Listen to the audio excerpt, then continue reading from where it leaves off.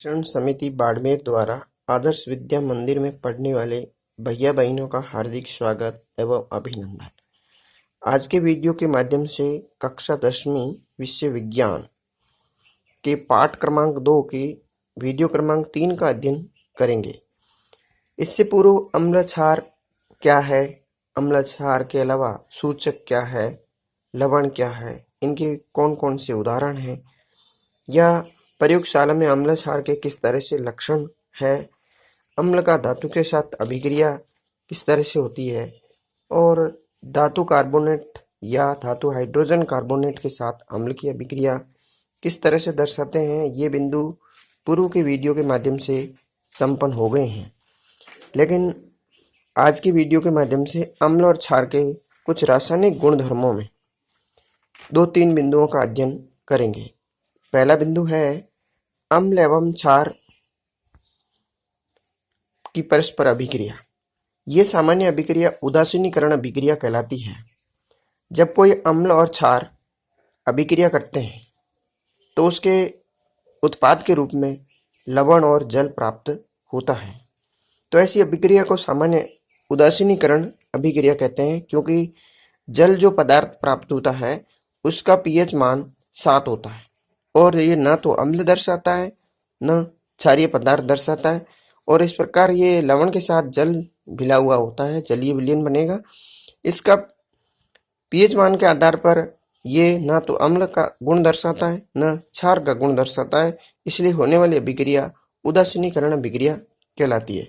जब कोई अम्ल या क्षारक क्रिया करता है तो लवण और जल का निर्माण करता है, तो ऐसी अभिक्रिया उदासीनीकरण अभिक्रिया कहते हैं। ये सामान्य एक नहीं अनेक ऐसे उदाहरण मिलते हैं, जैसे सोडियम हाइड्रोक्साइड को हाइड्रोक्लोरिक अम्ल, सोडियम हाइड्रोक्साइड क्षार है और हाइड्रोक्लोरिक अम्ल HCl जो है अम्ल है, इनको क्रिया कराने के बाद लवण प्राप्त होता है, यानी नमक होता है, सोडियम क्लोराइड। साथ साथ में जल का निर्माण होता है। तो उत्पाद के रूप में लवण और जल यदि किसी अभिक्रिया में अम्ल और क्षार क्रिया करती है और तो उसके बाद उत्पाद में यदि लवण और जल का निर्माण होता है तो वो अभिक्रियाएं उदासीनीकरण अभिक्रिया कहलाती है। अगला बिंदु है अम्लों का धात्विक ऑक्साइड के साथ क्रिया। धातु ऑक्साइड मतलब धातु के साथ ऑक्सीजन क्रिया करती है तो वो धातु ऑक्साइड का निर्माण होती है।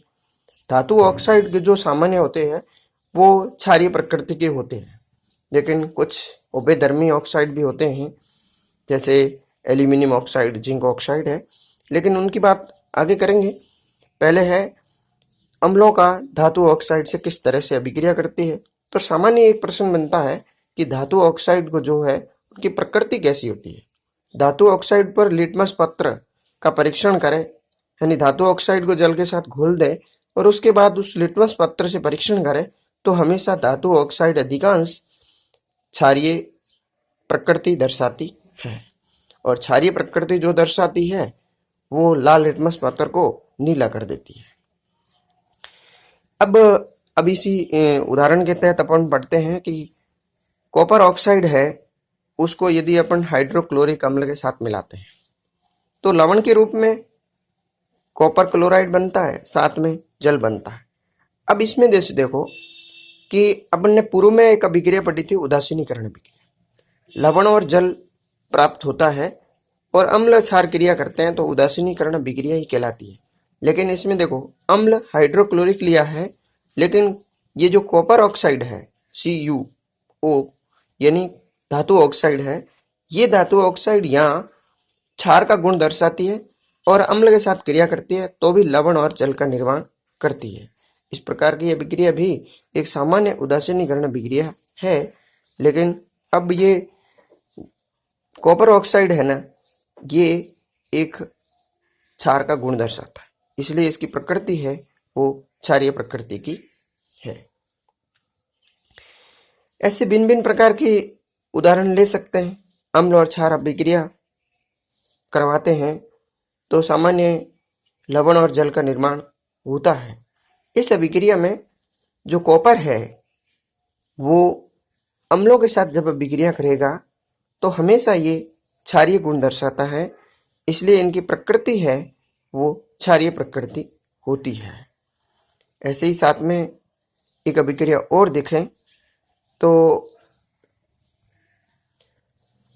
क्षारक जो होते हैं, क्षारक होते हैं वो यदि अधात्विक ऑक्साइड, अभी जो पूर्व में अपने ऑक्साइड लिया था वो धात्विक ऑक्साइड लिया था, अम्लों के साथ अभिक्रिया लिया था, और अधात्विक ऑक्साइड यदि लें अभिक्रिया में तो वो यदि अधात्विक ऑक्साइड क्षारक के साथ क्रिया कर दे, अभी जैसे इस अभिक्रिया में अपने ऊपर दिखाया गया है कि कैल्शियम हाइड्रोक्साइड, पहला लिखा हुआ है कैल्शियम हाइड्रोक्साइड जो क्षारक है, और उसके अंदर अधात्विक ऑक्साइड कार्बन डाइऑक्साइड गैसीय रूप में लेते हैं।